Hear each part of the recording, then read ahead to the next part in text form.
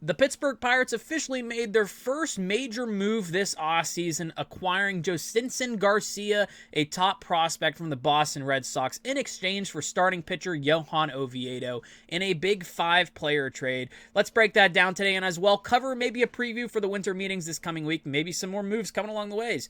Make sure to subscribe to the channel. Make sure to leave a like on the video for more. Let's go, Bucks. Let's get into this. So, last night, the Pittsburgh Pirates, I'm out for dinner for my birthday.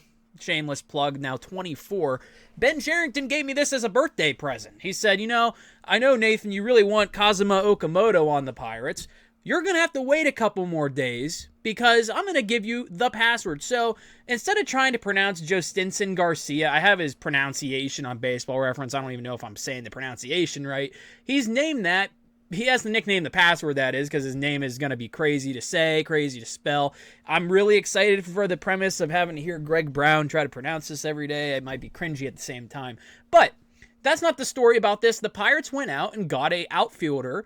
And is he going to be the solution for the outfield spot this offseason? Personally, I kind of hope he isn't, and I kind of hope there's more. But Jhostynxon Garcia, a.k.a. The Password, we'll just call him The Password here, he provides something to the Pirates they desperately need. They need a young, controllable bat in the outfield, kind of like what they did with Horwitz last year for Luis Ortiz. This trade reminds me a lot of that Luis Ortiz trade. You got a guy in Spencer Horwitz, the guy who's controllable. He's set as your first base position. If you get Garcia here, a.k.a. The Password, maybe he slides into left field. He can play all the outfield. Maybe he takes over center field. Maybe they get weird move Cruz to left, because I think you have to keep Cruz in the outfield no matter what. I think Cruz is a guy you can't play at DH. But that's not the point of this episode.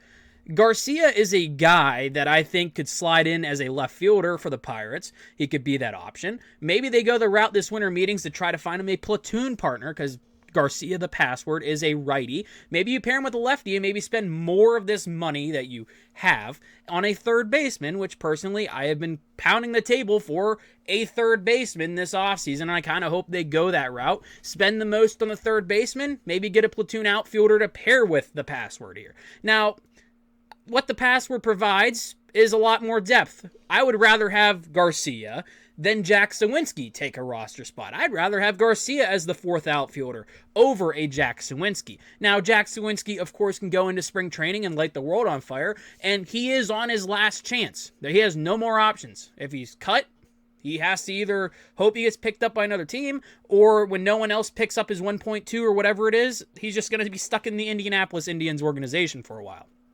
Garcia is going to give him a lot of pressure, because Garcia is a top 100 prospect. And top 3, he was third ranked in the Boston Red Sox organization according to MLB Pipeline. And he is already on the Pirates' top 10. I think it was 6 or 6. I think it was 6 overall, thinking about it in my head. But here's the overall trade. Let's just break this down really quick. My chair is really squeaky. Sorry if you guys hear that today. So, the overall trade, what we got here is the Pirates got The Password and right-handed pitcher prospect Jesus Travieso, I hope I pronounced that right. In exchange, they sent over Johan Oviedo. This is the big piece of this trade. This is the only major league talent in this trade. Left-handed pitcher Tyler Samaniego, who was actually just brought on to the 40-man roster. He was one of those guys people are like, wonder why he's on the 40-man. Maybe this is why. And then catcher prospect Adonis Guzman. He was a draft pick this last year. I think it was the 5th round, top of my head. But yeah, that's the overall trade. But the two major pieces are Oviedo to the Red Sox and The Password coming to the Pirates. I like this trade. As you can probably tell, I am a big fan of this trade. When I saw it, I was like, you've got to be kidding me. The Pirates actually went out there and got The Password. This was a guy many Pirates fans were putting in Mitch Keller trades during the trade deadline. My chair is really squeaky. Hopefully that stops. But this was a guy a lot of Pirates fans put in those Mitch Keller trades, and you got him without giving up a Mitch Keller.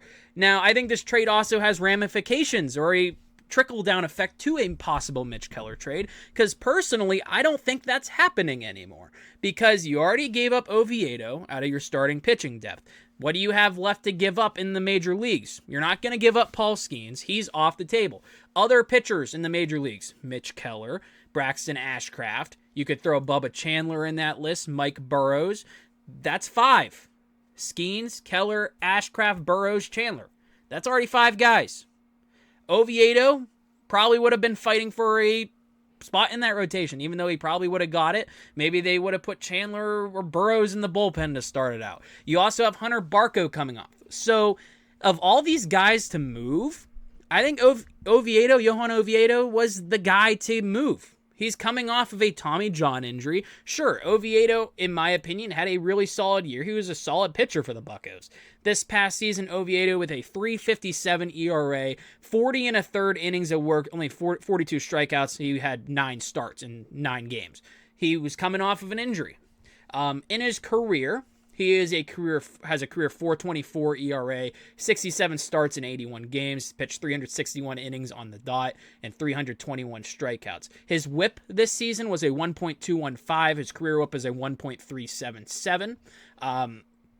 Oviedo is a good pitcher. I think he's going to be a solid pitcher for the Red Sox. And the Red Sox have already gone out this offseason, literally this week. I think it was actually Tuesday. If not the week before. They got Sonny Gray from the Cardinals. They've already acquired one pitcher, and now they get Johan Oviedo to throw in that rotation. Or, if supposedly they're in on more pitching, maybe Oviedo is a guy they're going to throw in the bullpen. So, I like this trade from the Red Sox perspective as well. They have gone out and gotten a bunch of veteran starters, or in Oviedo's case, a younger style veteran starter that maybe you can throw in the bullpen. Now, like I said, the Red Sox have a positive in this trade. The Pirates have a positive in this trade. The random minor leaguers, Jesus Travieso, coming to the Pirates, I don't really know much about him. Reading stuff on Twitter, it seems like a lot of Red Sox fans think he was actually pretty good. He's still very far away. He's classic lottery ticket. And then the Red Sox getting Samaniego. Let's be honest, not a lot of Pirates fans even knew who he was when he was added to the 40-man, so let's not act upset. No offense to him. And Adonis Guzman, I forgot they drafted him. So it's just literally the password, let's try pronouncing his name again. The password and Oviedo included with a bunch of lottery tickets. This is a fine trade. I think this is a win-win trade for both sides. I don't think it has to be a sweep for whatever it is, whatever the word is. I can't think of it. Now it's bothering me. I can't think of the word. I don't think it's a bad trade at all. I think it is a very fair trade for both sides. The Pirates get outfield depth that they desperately need, or a guy that they can actually play. Oh, fleece was the word. This was not a fleece for either side. I don't know how I couldn't think of fleece, but this is a trade that I think both sides win. At the end of the day, the Pirates are getting a guy that they are going to have years of control of that is a very highly regarded prospect in the minor leagues. The Red Sox are going to get a guy in Johan Oviedo who's coming up, and Jason Mackey said it, coming up on ARB2. He has injury history, but he can be a dog, and I really liked what Oviedo did. But at the end of the day, to get better, the Pirates are going to have to use this starting pitching surplus that they have to make a trade like this. And this is the type of guy I think the Pirates should be going after, especially since they have a lot of money to spend, supposedly have a lot of money to spend. The payroll's around $60 million right now, around that range. You cut some of it with Oviedo. Go out this week. Splurge at the winter meetings. Go out and get that third baseman, which I want to cover in the next segment we're going to do. But briefly, let's cover the password stats really quick. This past year in the minor leagues, a lot of elderly folk, Yinzers, I'm sorry to say this, don't listen to Pirates Facebook or the angry people on Twitter who are just mad to be mad about this. I saw people screenshotting his 7 career MLB at-bats this year, calling him a bad baseball player.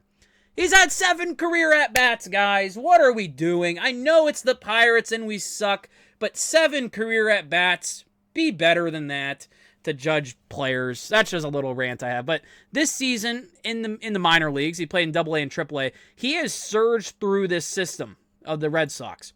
2023, he was in high A. 2024, he went from low A, that is, to double A. And then in 2025, he went from double A to triple A. In the span of basically 2 seasons, he's gone through the whole system. This year with the double A Portland, he had 3 home runs, 17 ribbies, batted 256, 748 OPS. Is what it is, 33 games. But with triple A, in wherever their triple A team is, I think Worcester. But 81 games in AAA this year. The power exploded, 18 home runs, 58 RBIs, batted 271 with an 832 OPS. The thing that worries a lot of fans, and I understand this worry, is the strikeouts. He struck out 102 times in AAA this year. He has a very weird strikeout concern. But it seems to be something every year that has gotten better for him, the plate discipline. He had a total of 131 strikeouts this season. That is not good, but that comes with a guy in Garcia, what he is going to do. He's going to be a guy to hit you the home runs. His overall minor league career, he has a total of 55 home runs across, 370 games. That's basically over the course, 160. I'm trying to add up really quick math. I'm very bad at math as a 24-year-old man now. 162 plus 162, that's 324. So that's basically two and a third seasons hitting 55 home runs. I'll take it. I'll take the guy of that potential any day. He can be a guy to go opposite field as well. Just look at one of his videos on YouTube, that all these highlight videos. Red Sox fans love this guy. And I see Red Sox fans after the trade on social media turning on this dude saying he sucks now. No, it doesn't have to be you fleeced you fleeced them. No, I think this is a win-win trade for both sides. Red Sox get another pitcher. Pirates add very solid outfield depth. And personally, no offense to Jack Suwinski, I'd rather have the password over Jack Suwinski. If this guy is starting opening day, there might be people mad. I don't know if I'd be mad, though, because maybe that is the Pirates went out and spent the money on a third baseman, or maybe even a catcher, or maybe even a DH or something. But if he's starting opening day, I'd be open to it, because he has the potential. Now, sure, there's worries about the strikeouts, like I said, but I think this was a great trade for both sides. This was a great start to the offseason for the Pirates. The winter meetings are coming up, though. Let's talk about that right now. Moving on to the winter meetings, they are next week in Orlando, Florida. One of my favorite times of the year. This is where the Pirates got Spencer Horwitz last year, and they did this trade for the password last night on the 4th, the couple days before the meetings even start. So the winter meetings are going to have things like the Roll 5 draft, the MLB draft lottery. You're going to find out where the Pirates are picking. I think they're top 3 in odds right now. So maybe they get away with the number 1 overall pick. Who knows? But there has been nothing but constant rumors surrounding the Pittsburgh Pirates saying they're going to get this guy. They're going to get this guy. They're in on this guy. Here's some trade fits. Here's some guys they could sign. The names that just stick out the most, to me, in my opinion, have been the likes of a Ryan O'Hearn, a Jorge Polanco that is, and a Kazuma Okamoto. Those are the guys that I think they're going to be getting. And I think they actually might go out and get one of these dudes this week. I hope they do. Just reading an excerpt from a Robert Murray fan site article just coming out here. Pirates push to make a splash on the offense. The Pirates have been connected to almost every free agent bat imaginable, as I just said. They had serious interest in Josh Naylor. I doubt they land Kyle Schwarber. That is something people have also said. I think we're all open and they are not getting Kyle Schwarber. So that leaves a few options such as Jorge Polanco, Ryan O'Hearn, and JT Realmuto, among others. I expect the Pirates to land a meaningful bat and add other pieces on offense. And then on Jorge Polanco, he has interest from the Mariners, and Seattle would want him back. If Jorge Polanco went to Seattle, that's fine as well. I think the Pirates are in on him, but I think they're desperate. There was a John Heyman post, and this is what makes me most excited. I've said I wanted the Pirates to go out and get a third baseman. Make it happen this winter meetings. Get Okamoto. I covered him in a segment last time in our previous episode. It's been a while since I've been able to do one. Time's been consuming. But I like the idea of Okamoto. Supposedly he has interest from the Red Sox, Blue Jays, and Pirates. 2 big teams, and then the Pittsburgh Pirates. If the Pirates want him to make the risk, I would love it. You're going to have to pay him a lot more than the Blue Jays or Red Sox, because the Blue Jays seem very busy this offseason. So that is something we could keep an eye out for this winter meetings. Looking at these Ryan O'Hearns, Jorge Polancos, Kazuma Okamotos, your JT Realmutos maybe. Who knows in that fever dream of a world. Other guys, maybe look at some outfielders, maybe look at some trades. Ken Rosenthal said last night after the trade happened, the Pirates are open to trading another starting pitcher not named Paul Skeens. That's why whenever I was listening to these starting pitchers that they have for next year, that's why I was like, you will have Paul Skeens. Maybe that's another thing we see. There's been trade rumors. There's been Brandon Lau connections. There's been Yandy Diaz stuff people have talked about from the Rays. There's been Jeff McNeil from the Mets. Personally, not my favorite one, but it's a bat. There's been even Cardinals ones, and that's something I also really wanted to talk about today. These not Arizona Cardinals. I'm in football land. Baseball. My gosh, Nathan. The St. Louis Cardinals, that is. Imagine they were a trade partner with the Pirates, and that is a team that wants young pitching. The Pirates have a lot of it, and the Cardinals have been known to be shopping Brendan Donovan, Alec Burleson, Lars Nootbaar, Nolan Gorman. Personally, of those names, it's Donovan and Burleson that I would like the most. But do you think the Cardinals trade their best bats to the Pirates, and do you think the Pirates are trading their best young starters to the Cardinals? It's one of those weird interdivision trades that we saw Jose Quintana for a Johan Oviedo who just got flipped over to the Red Sox. And Quintana's still doing his thing, basically free agent every year. Do we see them do that again? I don't know if I see the Pirates giving up on an Ashcraft or a Burrows and sending them off to Arizona again, sending them off to St. Louis to kill the Pirates for years to come because they have a lot of control.